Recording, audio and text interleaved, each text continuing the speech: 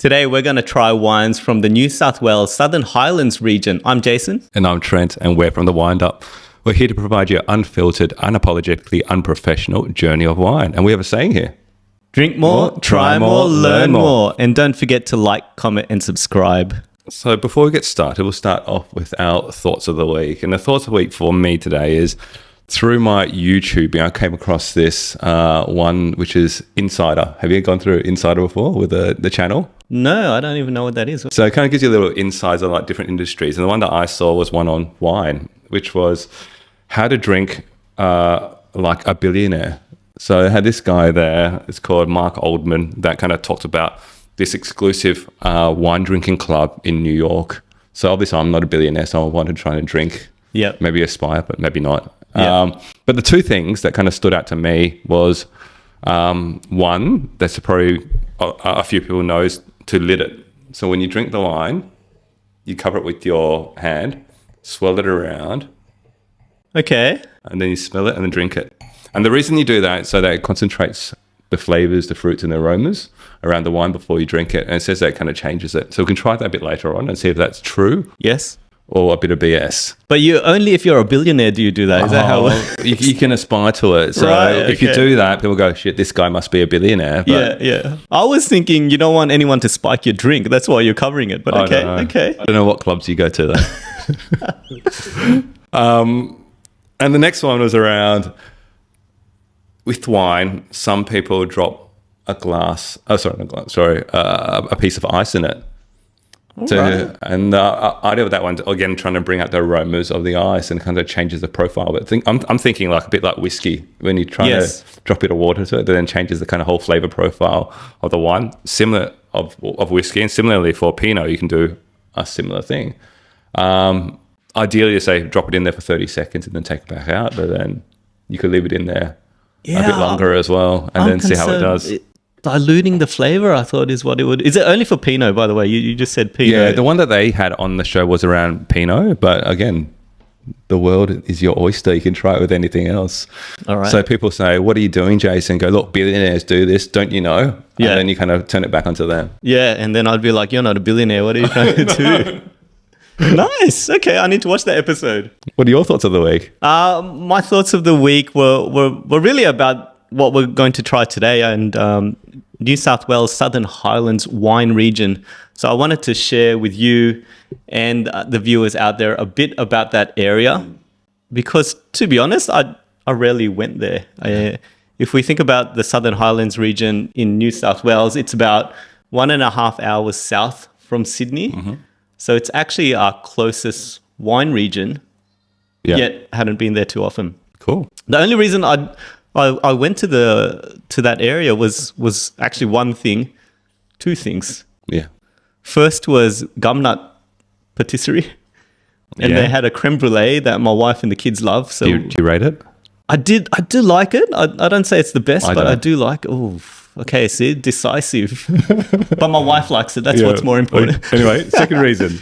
And the second reason is for weddings and congratulations. And the Barrel area. Well, I should say congratulations to you. That's where you guys got married. Oh, correct. Right? Correct. And so I was there recently again for a wedding. It was my sister-in-law's wedding at Ben Dooley's estate. Yeah. And it just gave me warm memories of the wedding and your celebration as well. Those are the only reasons I went there. But I think there's another reason now, which is to try the wine. Yeah. Cool.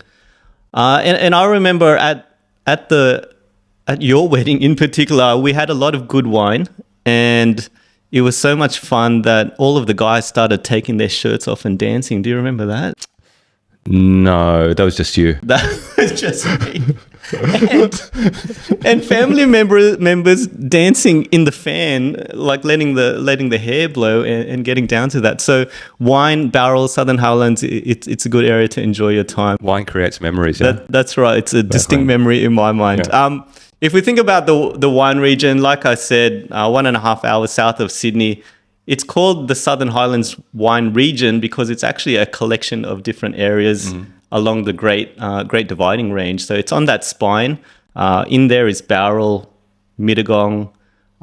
What else is in there? There's Berrima, southern forest. So it's actually quite a collection. Yeah. And now that we've been to Orange, I think about elevation in wine areas. It's actually very similar to Orange in that it's 500 meters to 900 meters above sea level. I never knew. Right. And Orange, we went exactly the same. The peak was at 900. So that kind of gives you a 1K view. actually, 1,000. One, you're right. 1K high, word of mouth. And so that kind of gives you an indicator. It's a cool climate area. And it's relatively new. Grapes, there's government records that grapes were being planted there around the 1870s. Yeah. But commercially, it was only around 1980 where Jehoja Vineyards actually established the first winery there. You did really well on that name. Jehoja is, I hope I got it right. Yehoja? Soils, so if we think about soils, basalt soil and shale, so a fair bit of acidity. And the area is known for Riesling, Pinot, and Shiraz. Again, kind of those cool climate areas. And then just to give you an indication of size, it's still a growing area. So there's only 19 wineries there. And if you compare that to Orange has about 60. Yeah. Compare that to Hunter Valley, there's about 150 wineries. And compare that to Barossa? Which is about 150 as well, right? So, or more. So you can tell it's a growing area, but I think given its proximity to Sydney, I think we need to visit there more often. Definitely. And there's a whole lot of other, I think, regions around New South Wales that we can visit too as well. Absolutely. So that's what I wanted to share, my thoughts of the week. If we shift over to wines, what have you been drinking, What have I been drinking? So about 2 weeks ago now, I went to a 2-day workshop with the team. So per the Instagram post, a lot of corporate buzzword bingo. Can you name a few that you would be using these days? At a gathering for at work? a workshop. So I'll kick off. You talk about synergy, transformation. Did you put the hands together as well like that? Synergy, transformation, optimization. So a lot of those words to kind of play through. I'm sure you're using a few as well. That's kind of... Ours in the workshops I attend is called cost cutting. But cost cutting, cost optimization is what we call it. That's a better term. Or we call it productivity. Yeah. Anyway, at the end of that, a lot of brainstorming. I needed to kind of chill out, and the team also as well. We went to a steakhouse nearby and had a 2022 Dalrymple Pinot Noir from Pipers River in Tasmania. So I didn't visit this one last time I went there, but pleasantly surprised. Ripe cherries, raspberries, very fruit forward with a very long finish. It was like my aperitif before I went for the steak and had a couple of other wines after that. But yeah, it was actually really, really, really good. So probably 8 out of 10 corkscrews. Oh, wow. Want to visit. Okay. And next time you have those workshops, invite me along. I'm happy to provide some entertainment as well. Sounds good. All right. You got to take your shirt off. Is that right? And dance in a fan. Exactly. Let's jump to today's episode. And so today we're going to have a taste of New South Wales Southern Highland wines. And I brought some wines from my recent trip there following my sister-in-law's wedding. And so what we have in front of us is a St Maur Lot 41 Chardonnay. And let me put that like that so it can be seen at the camera. Yeah. So I was there for a wedding, and I didn't have much time to visit the wineries. You can understand it's a family event. Really, we're there to focus on the wedding. I was trying to be a bit selfish and grab some wine. So I thought next best thing, if I want to sample some more wines from the area, while we're driving out, go to the local bottler and just grab whatever they had there. And this is what I picked up. So I haven't had this before. And keen to give it a try. But it's from St Maur. It's a winery started by a father and son combo, which is great. So Niero and Marco Panisuti. Oh, I did very well with that as well. Yeah, Italian tailors. So they worked in Sydney. They had about 120 tailors at some point and said, you know what? I want to go set up a winery. Well, first they actually bought some acres. Had a farm and then said, look, I think the soil here is great for wine. And so that's how they came about with this winery. And now they're tailoring good wines. Oh, I see what you did there. I see that. Good combination. And so let's give it a try. Like I said, I bought this from the Bottle-O. It was about $34. And let's start with the eyes, sight, and taste. Very light pale yellow. Very clear, I think. Very pale. On the nose. What are you getting on the nose? You know, like the Shardies, you talk about oaked versus unoaked. This feels like it's unoaked. Yeah, there's hardly any remnant in there. Maybe that's how they made it. Yeah, very clean. But I would say the nose isn't that strong or prominent. I would say it's very more restrained. Yeah, there's not much of a scent that's coming through. I do get a bit of the alcohol, but that's probably about it. Oh, wow. Flying serviettes. Okay, and then let's try the taste. All right. And Trent gives it a taste in a whirl. I think it tastes like how it looked. Very light, very easy. I think I prefer something a bit more bolder. So in terms of how this wine's been tailored, I wouldn't say it's the fit for me. Yeah, you're right. It's and you were just laughing while you looked at my face. It might be because I had a weird expression on my face. It's the flavors are really subtle. I'm really trying to depict it, but there's this kind of element of harshness and almost metallic kind of flavor profile to it. I feel it's a bit out of balance. I don't know. It's like it's got the acid there, but the flavors are not there. The body's not there to kind of balance it out. It just feels a bit off for me. Yeah, and the finishes in there just kind of drops off. There's a bit of it's actually a flavor profile I'm not enjoying. It's almost like someone grinded a metal tin, and there's almost like tin shavings. I don't know. Metallic shavings is kind of the I never tasted flavor I'm getting. metallic shavings, but yeah, I get what you mean though. I think I'm imagining it's that's like what it's licking like a tin, like a can. Is that? Yeah. So you've licked a can before. No.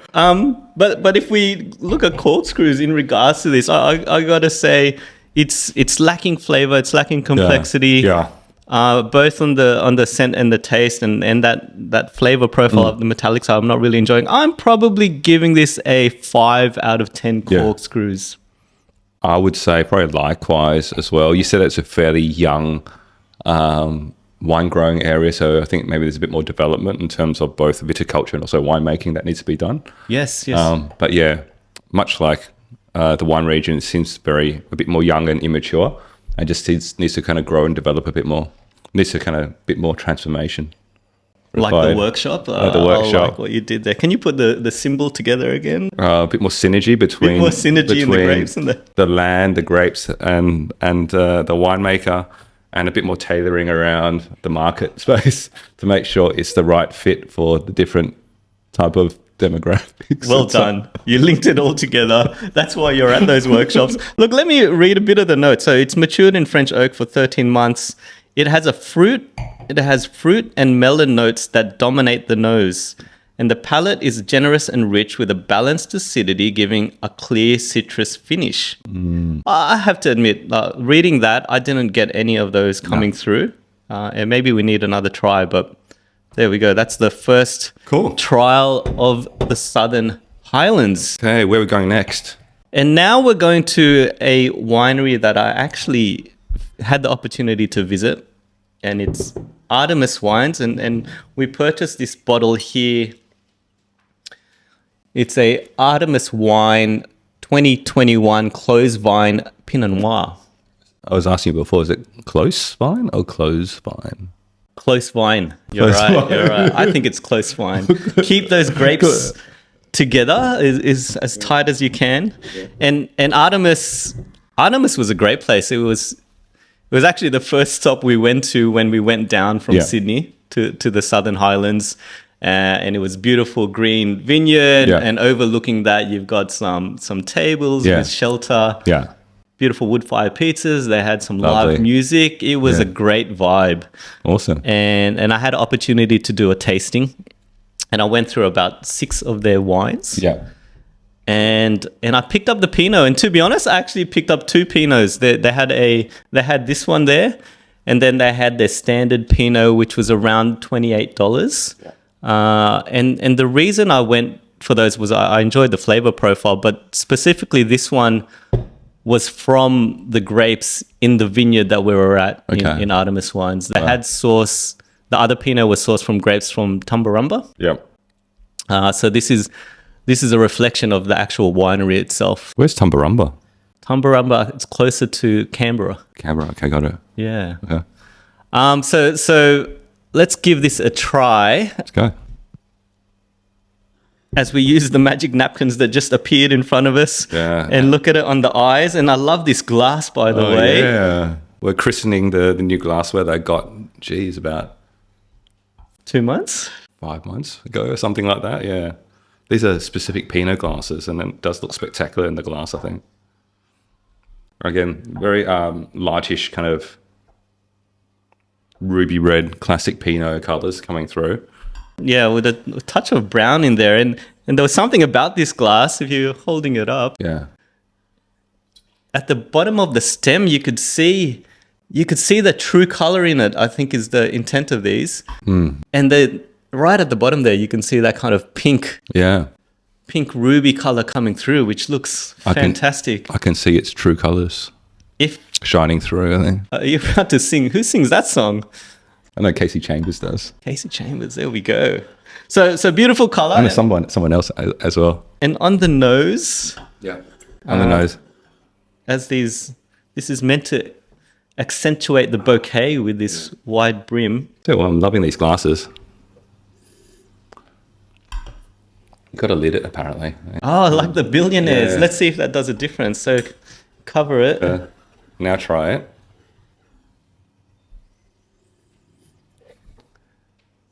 It tastes the same. It smells the same. Sorry. Obviously, you're not billionaires who don't know yet. I don't know if that works. So what are you picking up? I was picking up raspberries, a bit of kind of woodiness to it as well. Yeah, it's wet twigs is what I'm getting. Maybe it's that kind of a whole bunch kind of fermentation that we kind of spoke about previously. Slight bit of cola. Are you getting that? Chicken cherry cola. Slight bit. And so let's give it a taste. Let's go. As we christen the glasses, I'm really liking the look of this. It might be the glass, it might be the wine. Actually has a bigger base that has a decanter in a glass as well. Oh, wow. That's great. What are you thinking? What are you tasting? Silky tannins. Bit of kind of creaminess, that kind of, kind of more fruit, raspberry, cherry, kind of bright cherry with the acid kind of coming through as well. That hint of wood, that vanilla spice at the back of it coming through, but stands out is that the tannins are just so silky smooth. They're a bit of that high res tannin that you're talking about, and not even 3K, maybe 4K, I think. 4K tannin, yeah, because 3K, who has 3K? That's a bit odd. There is there's obviously the touch of cherry there, but there's a bit of a herb, I'm going to say like sage kind of flavor coming through as well. I get that. But I know Pinot's always light, but there's more of a lighter expression of a Pinot as well. You know, I think it doesn't have as much of the kind of a grunt, maybe because it is cool climate. Yes. And it's not as hot. It doesn't have that grunt. It's more of a delicate Pinot. But very, very beautiful though in terms of how it is. In comparison to what's some of the heavier Pinots that we've tasted? Well, the one that I've just been reading again that I remember was that Hazeldean Oak Ridge, right? Which is like more down the hill. Yes. Tough expressions, a bit more gruntier, a bit more body to it, with a bit more of that kind of whole bunch as well, kind of being added to it. So had that bit of that oomph to it. And then if you think about the Pinots from the US. Yeah.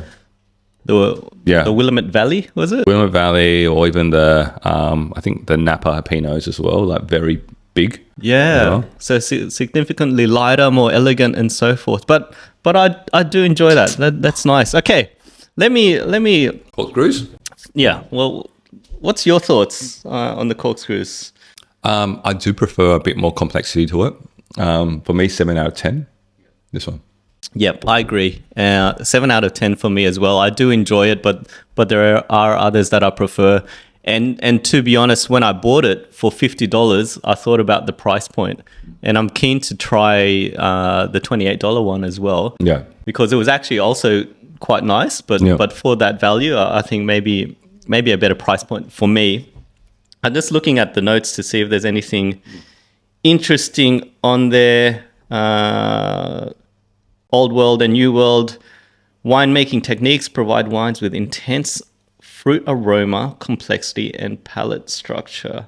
But nothing else in regards to that. Okay. No, it's definitely a very nice and well-made wine, but maybe just not my style. Yeah. Does it make you want to go and try more wines from the Southern Highlands? Yeah, it makes me want to drink more, try more, and learn more, Jace. There you go. And to me, what's interesting is the proximity. Yeah. Like 1.5 hours. Yeah.